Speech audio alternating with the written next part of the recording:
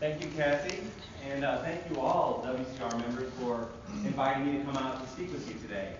You know, I'll tell you two things that happened to me when I arrived to the conference center today. One, I realized that I was an hour and a half early instead of a half hour early. And then second, I also learned the title of my program was going to be Diversity and I. I wasn't sure about that because that wasn't the title that I selected. So I thought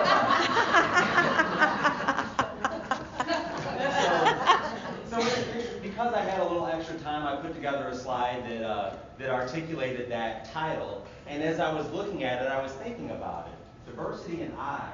What does that mean?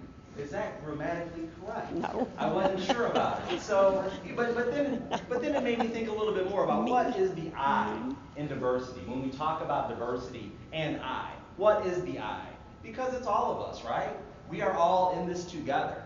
So it would be very easy to replace that I and say diversity and we or diversity and us, but that's not what it's about. Because really when we talk about diversity and all of the issues that we deal with within our communities, the I is really replaced with us. Anytime we think about I, we should be thinking about the collective I and not just the singular I. Very good. It reminded me of a book and a presentation that I heard from Paul Shoemaker. You may have heard of Paul Shoemaker. He was an executive at the Microsoft Corporation, and he wrote a book after leaving Microsoft, wildly wealthy, as most folks that left Microsoft as one of the early folks that were a part of that company. He started a foundation, and Social Venture Partners is his foundation, and what he does is raises money for social causes all over the world. And he wrote a book that he was talking about, and the book was entitled Can't Not Do. Can't Not Do. And when he was talking about his book, he also realized that that title wasn't grammatically correct. However, the way that he described what can't not do means is how we should think about how we live and work in our communities. When he talks about can't not do, this isn't something that I can do or something that I should do. This is something that I can't not do. I have to do this. I can't not do it because I'm the one that can do it. And all of us have that opportunity. We all have our own individual unique skill sets that help the collective I and not the individual I. So let's keep that in mind as we make our walk through this wonderful life that we have the pleasure of enjoying. So, let's take a brief history lesson. Let's go back to 1866. Does anybody remember 1866? We want a minute. Right. So, I'll tell you what happened in 1866. We had the Civil Rights Act. It became law. And this was not after one, but two vetoes by then President Andrew Johnson. It was then, after a great debate, that the 2/3 majority vote of the Senate was able to override that veto to allow for the passage of the Civil Rights Act. Now, what the Civil Rights Act in 1866 said was that all citizens of the United States, and you've got to remember here, this was right after the Emancipation Proclamation, roughly. So we've got all these freed slaves now that are out here, and the challenge of Congress and our government was, what are we going to do with all these freed men and women? How are we going to integrate them into society? So that was the catalyst for the Civil Rights Bill. It says, such citizens of every race and color, and without regard to previous condition of servitude, shall have the same rights and responsibilities that are afforded to white men in our nation. That was a very powerful thing. So that settled it, right? 1866, we had the Civil Rights Act, racism, over. Right? You all agree with that? No more discrimination. That was it. All right. Okay. Maybe not. So then we move along, and we get to 1934, which is, from a real estate perspective, I would say is a huge event occurred within our industry, and that was the passage of the National Housing Act, which under it created the Federal Housing Administration and the FHA loan program. What our government recognized is that homeownership is the way to financial independence and the way to build sustainable communities and give everyone a stake of home ownership within those communities. And by doing that, we're going to have a greater community and a much better union as a result of that. So they got together and they said, all right, we're going to launch this program. So what they were able to do was allow for our citizens to invest in home ownership with a smaller down payment than what was previously afforded to them. Prior to the creation of the FHA, all lending was handled privately by banks. If you can envision a portfolio product that you work with, that's all that existed. And it wasn't until the creation of government-backed, government-insured mortgages that we really opened the floodgates to home ownership. It was a fantastic thing and a wonderful creation by our government to allow for access to housing to all, except for it wasn't quite to all. It was to a lot of folks, and it really, really helped our nation, but it wasn't everybody. Everyone did not participate in the joys of home ownership. The right and access to home ownership was not afforded to all of us. So, what we've got here is a map. This is California, Los Angeles, in 1937, I believe, is when this map was actually created. And what you see there is some areas that are outlined in various colors and are filled in different colors. The areas in red are what we call redlined areas. And we all know this from our fair housing training. And what the government said is that they're not going to insure mortgages that are issued in those communities. Not only were they not going to issue mortgages that were issued in African American communities, but they were also not insuring mortgages that were issued within integrated communities. So there was a government mandate to not integrate the communities. So when we think about what we went through during that time, the collective I, if you will, we look at some of these things. No Irish, no blacks, no dogs, no Jews, all of these different things that we were challenged with, we were plagued with. And part of the reason for that was, and we've got to recognize this, that our federal government played a very large role in how mortgages were issued and how home ownership was created and not created within our communities all over our country. Now, like you, I've been to many fair housing presentations where someone gets up and wags their finger at us as realtors and say that we were the ones that were responsible for the redlining and the steering and the blockbusting. But let's think about that for a second. Because sure, we have a place, we have a place for that blame. But we're not the sole folks that are responsible for these acts. So let's think about it. What do we do every day? We help our clients achieve their real estate goals, correct? When we find out about things that are going to impact the value of the homes that our clients live in and the businesses that our clients have, whether it be commercial or residential, don't we call them? We helped someone buy a home 2 years ago and we find out that there's a toxic waste dump that's moving in, or there's a leak, there's something adverse that's affecting these communities. Don't we call them? Don't we show up and say, hey, you know what, this is going on. You might want to be aware about that. So if we take that same approach back to the 1930s, if we know that if a black person or an Asian person moves down the street, that's going to integrate this block. And if you have too much of that, then you no longer are going to be able to sell your home using the FHA loan program. So you're not going to be able to have an insured product, which means that the person who is purchasing your home, their financing is going to be limited to whatever the bank will give them. And because the banks have already been given a mandate by the government not to give loans in these areas because we're not going to insure them, then why would the banks want to take on that additional risk? So think about condos. Has anyone tried to sell a condo in an uninsured condo building, that has too many renters in it, right? It's almost impossible. It becomes very difficult. You've got to find a bank that's going to issue a portfolio product for you. So if we think back about all of us, if you transplanted us back in time, maybe we would have done the same thing. Maybe we would have knocked on doors and told our clients, hey, this neighborhood is getting integrated. I represent your best interests. You better sell or else you might not be able to sell next year. Now, we should never doubt that a small group of concerned citizens can change the world. because indeed, it's the only thing that ever has. That's what Margaret Mead said, okay? And that's what happened. It took us baby steps to get there. So, Shelley versus Kramer, 1948. This was a landmark Supreme Court decision.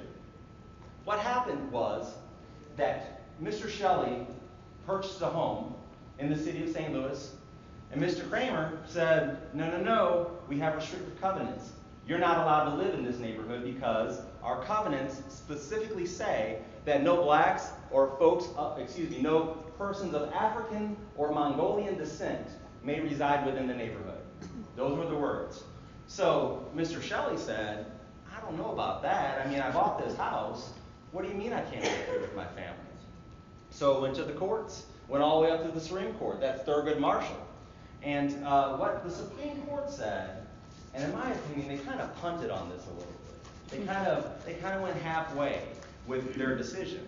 What they said was that restrictive covenants, in and of themselves, are not unconstitutional. They may be privately enforced. However, the government's going to stay out of it.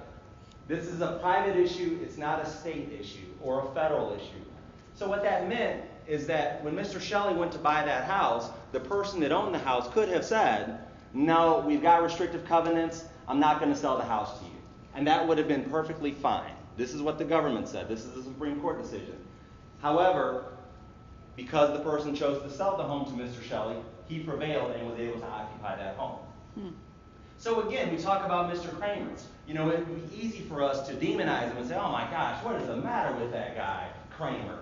You know, what is that? What did he do? You know, why don't he just let people live where they want? But then we step back, you know, a couple slides ago, and we were talking about the redlining. We were talking about the government mandate. So is it possible that Mr. Kramer just wanted to make sure that he would be able to sell his home a couple years from now and get an FHA insured mortgage for his prospective home buyer? That's possible, right? And it's possible that he was a racist too. I don't know. I'm just saying that there are more than one. It's a little bit more of a nuanced conversation that we're having. It's certainly not a black and white issue that we deal with. And even today, it's not a black and white issue that we deal with. And that's it's very important that we keep that in mind. So then that opened the floodgates for integration of some of our communities around our country. This article was in the Saturday Evening Post from 1955, entitled When a Negro Moves Next Door. And what they talk about in this article is that, hey, guess what? Black people are just like everybody else. They cut their grass. They've got the same, you know, economic background that you do. You know, they've got a job. If they can afford the home in your neighborhood, then they're basically on par with you from a financial standpoint. This woman down here, Estelle, she was a realtor in Baltimore. And what she worked to do was integrate communities. She would do the opposite of blockbusting. When someone that was non-white moved in to the neighborhood, she would knock on doors begging people not to stay, not to leave. That's what she was doing. She was working very hard. This is that small group of concerned citizens. She was one of many. And this is a realtor. You know, taking steps towards making sure that everyone had fair access to housing, which is critical, as we all know. So then what happened? 1968. 1968, Dr. Martin Luther King was assassinated, and there were riots all over the country. Before his assassination, he, along with many others, white, black, and other, were working on civil rights legislation. We've got to put an end to what's going on. We've got to get past what the issues that are facing our country in this separate and unequal. The Kerner Report, which was commissioned by President Lyndon Johnson, uncovered a lot of things for some people that just weren't aware of what was going on in these communities. Because if you live in an exclusively white community and that's your experience, then your assumption may be that people that live in all black communities or all Asian communities or all Irish communities or all Jewish communities are experiencing the same thing that you're experiencing, just in a different color. They weren't aware, it's possible and likely in many cases that people just weren't aware of what was taking place around our nation. And the Kerner Report said that our nation is moving quickly towards two countries, both separate and unequal. The ghettos and slums that have been created by the acts of our government and others have created the environment that we live in today, and has created a space and an opportunity to have this civil unrest that we were having all over our country in the 60s. So as a result of that, the Civil Rights Act was passed of 1968, and it prohibits discrimination of 4 protected classes: race, color, religion, and national origin. And we know that as the Fair Housing Act, Title VIII. So moving along, what happened next? We have a decision. So now we've got Jones versus Alfred H. Mayer Company. This is another Supreme Court case that occurred in St. Louis. So what happened was, Mr. Jones wanted to buy a house, and Mr. Mayer said, no, it was a new home in a new community. Mr. Jones said, hey, I would like to buy one of these new houses. And the Alfred H. Mayer Company said, no, I'm sorry, we're not selling to anyone who's non-white, basically is what he said. So Mr. Jones said, well, I guess we're going to have to go to court about that, because I think that I'm able to buy a home in this community, and I don't think you can stop me from doing that. So that's what happened. They went to court, and the Supreme Court, and if we back up just a step, again, the Mayer Company. So the Alfred H. Mayer Company, they're in the business of selling homes, right? They're building new communities, and they know the lending guidelines. They know what's taking place. Because although we've had all this legislation, it didn't affect a phenomenal amount of change. Because between 1934, when the FHA loan was created, and 1968, 98% of all FHA loans were granted to white people. Less than 2% were granted to African Americans, and of course there were others that were made up within that 2% number that we look at. So the Mayer Company very well could be making a business decision here. They're like, man, you know what? Mr. Jones, I'd love to sell you this house, but I can't do that because all these other people are buying houses, and they have a reasonable expectation that I'm going to take care of their interests and make sure that I'm not doing anything to devalue the neighborhood. That could have been what he said. I wasn't there, right? But he could have said that. But of course, as we said before, he could have said something completely different. But we just don't know. So then to the Supreme Court it went. And the Supreme Court said, hey, Mr. Mayer, did you not just read the Civil Rights Act of 1968? We just said that you may not discriminate on all of these things. Don't you know that we eliminated racism in 1968? This is what happened. I know we tried it back in 1866 when it didn't work, but this time we're going to get it right. 1968, racism over, right? So, as a result, of course, Mr. Jones was successful, and the Mayer Company was forced to sell him the home, and that really opened the floodgates again towards achieving a more fair community as it relates to housing in our country. So then, 1974 comes along, because we got 68. So 68 was great. So now we've got white folks and black folks and Asians and Hispanics. We're all holding hands and we're singing Kumbaya together because we have eliminated racism, and we are so happy about that. So we can all do that as long as you're a man. All right? Because it wasn't until 1974 that the Housing and Community Development Act was created. And that made gender a protected class. So something that Senator Bill Brock said, which was interesting, and this was an assumption that was occurring at the time, is the assumption that men could perform these homeownership tasks while women could not is just the type of discrimination based on sex that we're talking about. And that was in his opinion as they were drafting this act. I mean, let's think about that. 1974. We're talking, that's about 40 years ago-ish, something like that. You're telling me that in 1973, if a woman came to buy a house, the person who was there to sell them the house could say, I'm not selling you a house, go get your husband. Can you imagine that? I mean, that's not that long ago. It just seems like a good way to get really It's not that long ago when we think about it.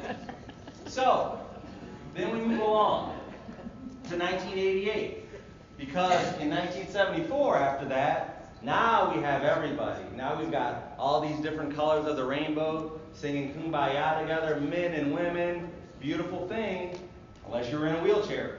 Because if you're in a wheelchair, it doesn't apply to you. And that brings us to 1988. It wasn't until 1988 that we had the Fair Housing Amendments Act, which made disability, handicap, and familial status protected classes. So there, now, accessibility, reasonable accommodations, reasonable modifications, those types of terms came into our vernacular. That's what we began to discuss at that time by creating the Fair Housing Amendments Act. Paul Longmore said, "Prejudice is a far greater problem than any impairment. Discrimination is a bigger obstacle to overcome than any disability." And that's the truth.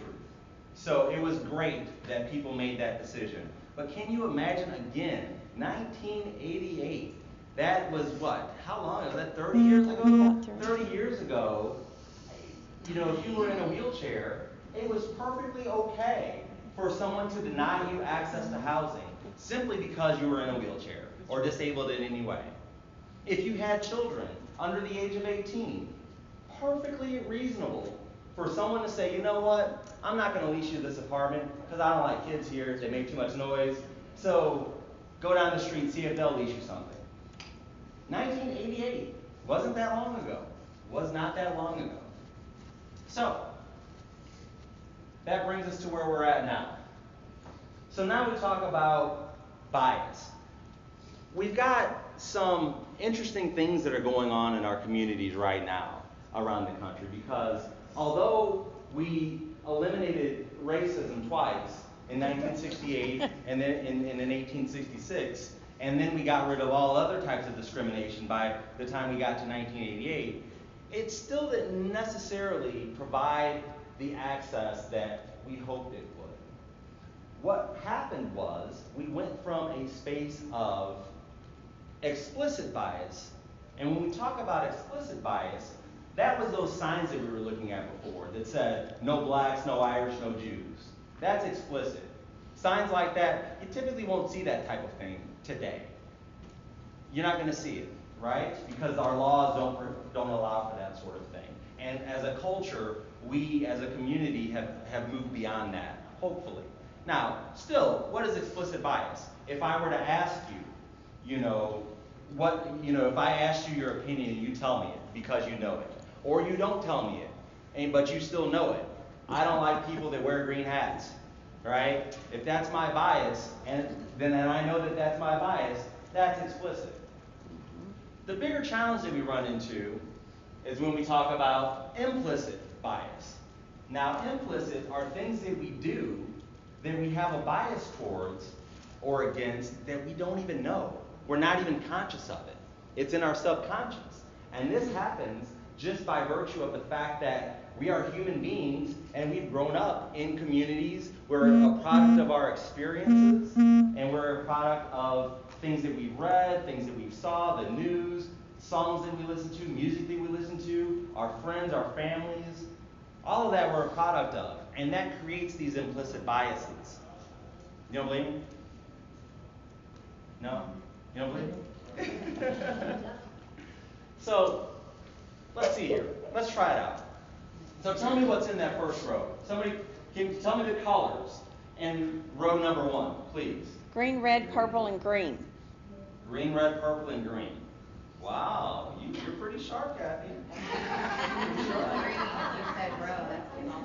That's the column, yes, that is correct. Thank you, Michelle. Oh. Oh, row, huh? No, you did it right. You were right. You were right, Kathy. You were right. Pay no attention to Michelle. Okay. But I like her. Okay, let's try it again. All right, do it again. Column 1, everybody, please. Green, red, purple, and green. All right, this is the Women's Council of Realtors. Sharp group. We knew it. We knew it. All right, let's try one more time. Let's see. Column 1. Red, blue, red, brown. What happened? There's like a train wreck out here. My goodness. Oh, wow. So the reason that happens is we cannot disassociate the word red with the color red. So when we see red and green are implicit bias, if you will. Our automatic association is to see red and think red and say red, even though we were asked to say what color that was, not what that word says. And we all failed.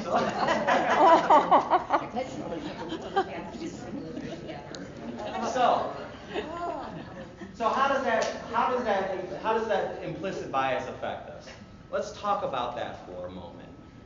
You know, we think about how much could that matter if we have a strong bias towards let's say a stereotype that we hear is Asians are good at math.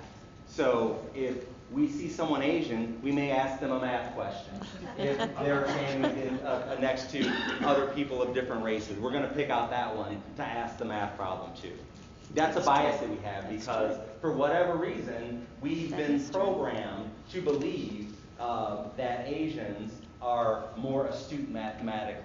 We hear the tiger mom concept and those sorts of things, study, study, study. So that's our natural implicit bias that many of us have, not all of us. Now, we say it. The Asians may even have the same, many Asians will have the same bias.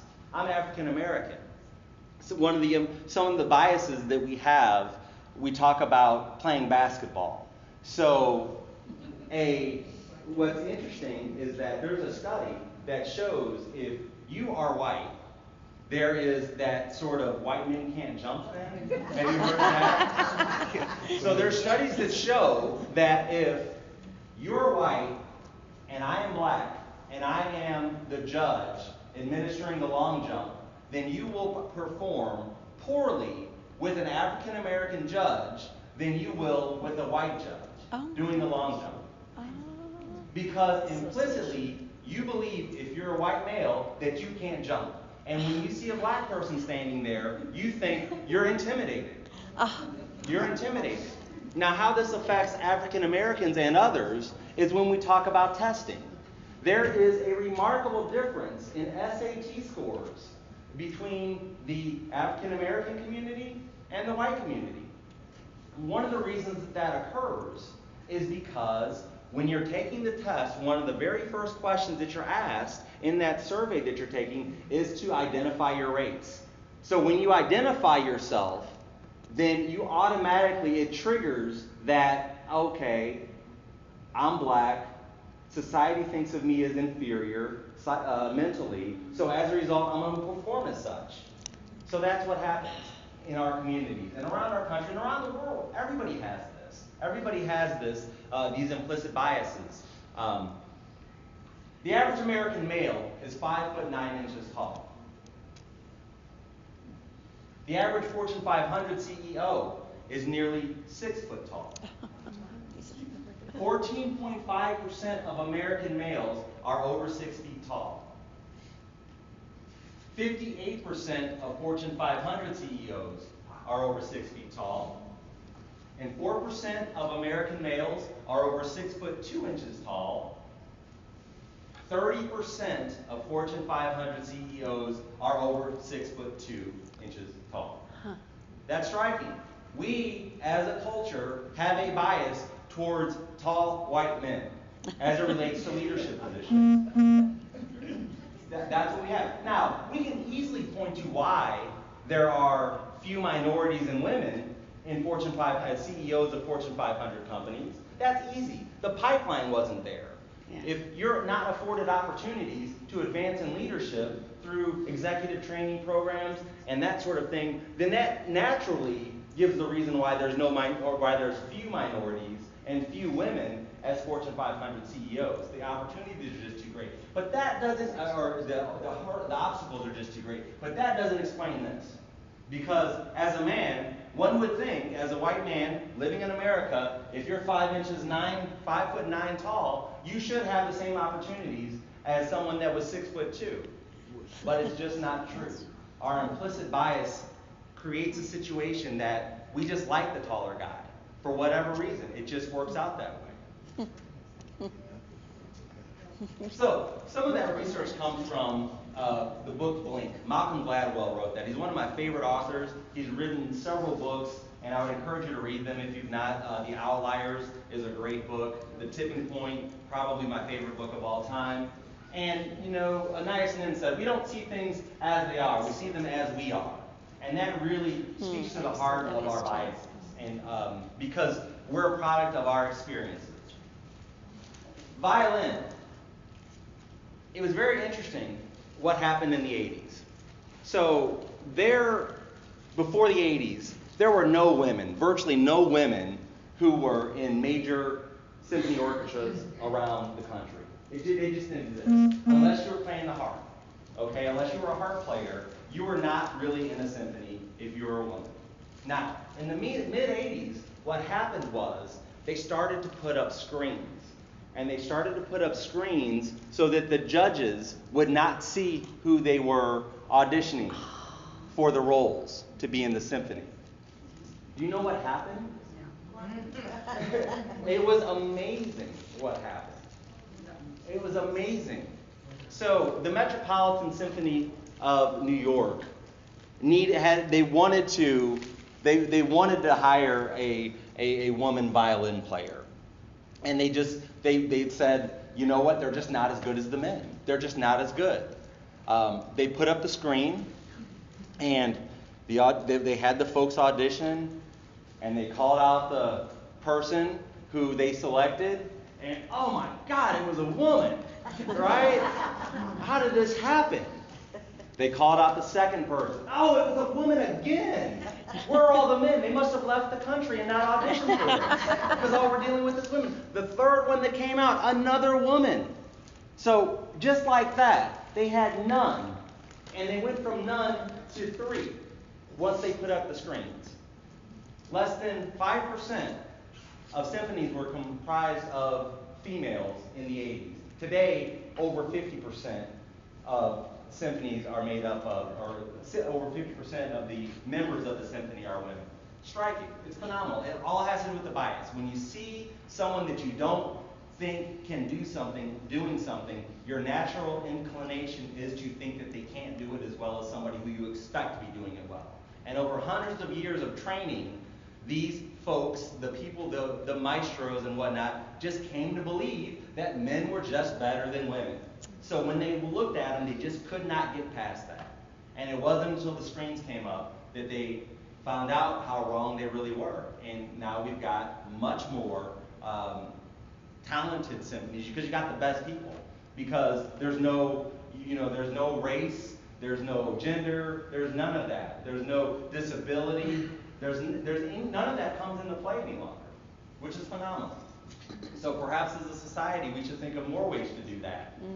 That perhaps that would benefit us as a society if we had more blind auditions and we did things without knowing the gender or the race or the level of, or the height of someone that we're bringing in to perform a specific task.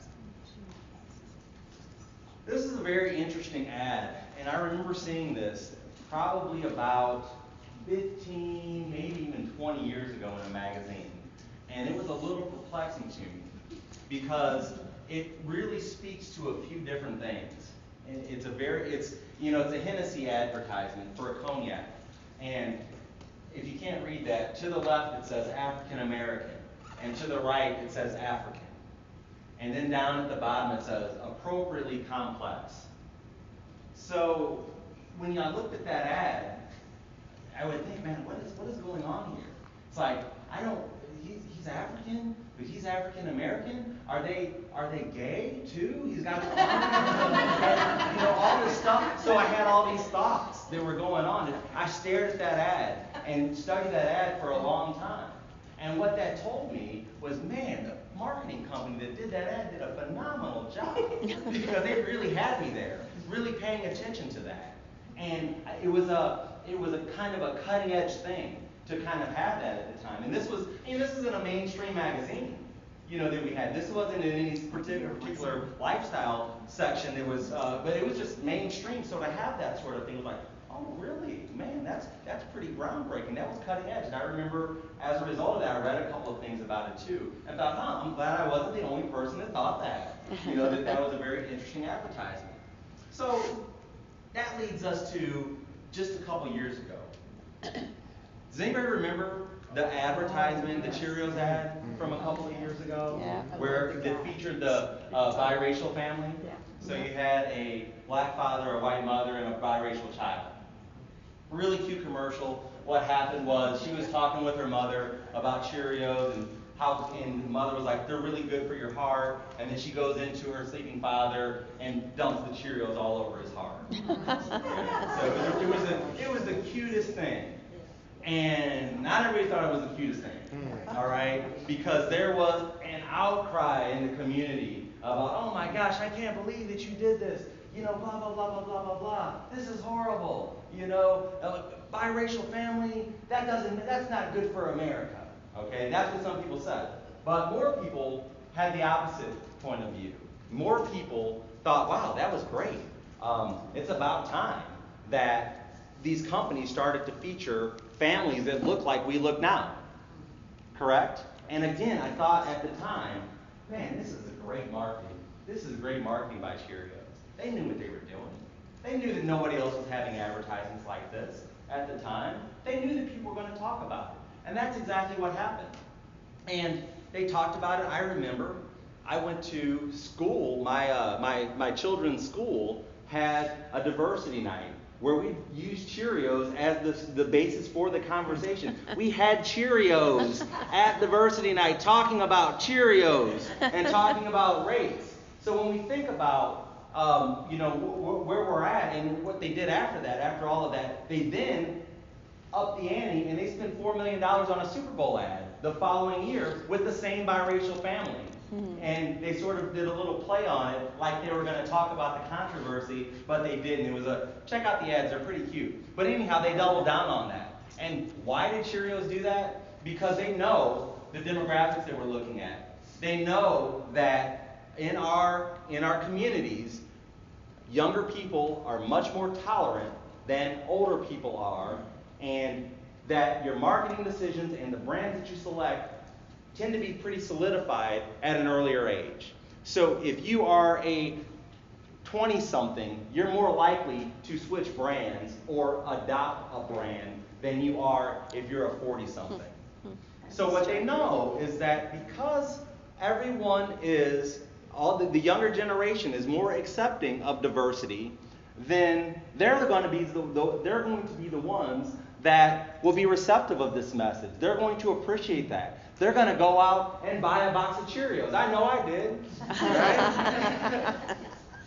So the people that they alienate, they're not as concerned about that because they're going to gain much more than they're going to lose by doing the right thing.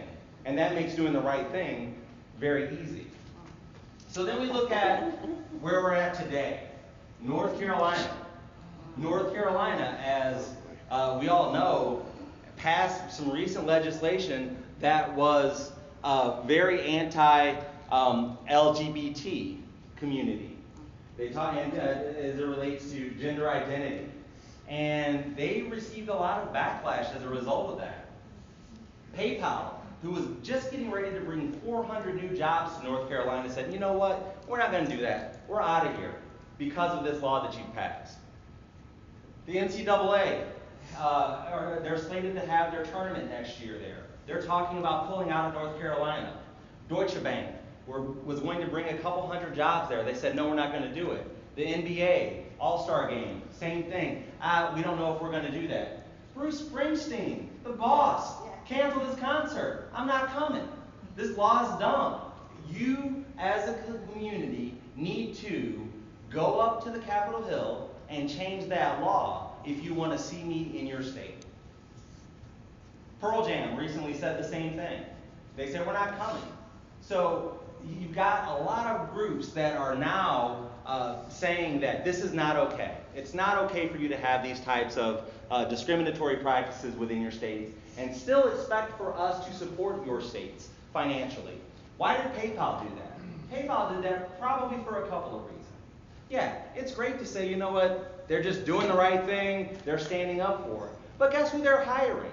They're hiring younger folks. They're hiring the millennial generation. They're looking for talented people. One of the challenges that all corporations have all across the world is how do we attract and retain talent?